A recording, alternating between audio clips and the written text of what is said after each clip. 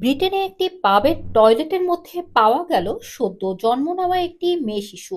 তবে শিশুটি সেখানেই প্রাণ হারিয়েছে। অর্থাৎ মৃত শিশু উদ্ধার করা হয়েছে পাবের টয়লেট থেকে।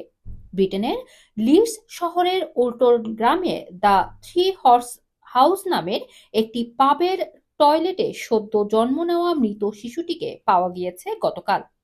শিশুটিকে পাওয়া গেলেও তার মাকে খুঁজে পাওয়া যাচ্ছে না। পুলিশ বলছেন, সন্তান জন্ম দেওয়া সেই নারীর স্বাস্থ্যের নিরাপত্তা নিয়ে ভাবছেন তারা। তাকে এখন পর্যন্ত তারা পায়নি।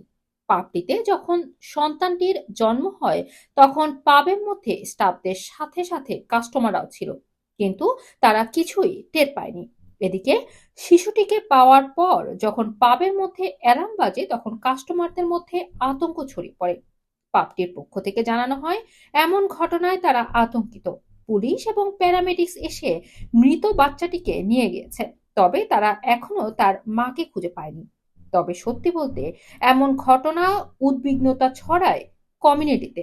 লিডসের ঘটনার কয়েকদিন আগে পূর্ব লন্ডনের শপিং ব্যাগে সদ্য জন্ম নেওয়া জীবিত শিশু পাওয়া নিয়েও বেশ আলোচনার তৈরি করে কমিউনিটিতে। রুমানা রাখি, রানা টিভি, লন্ডন।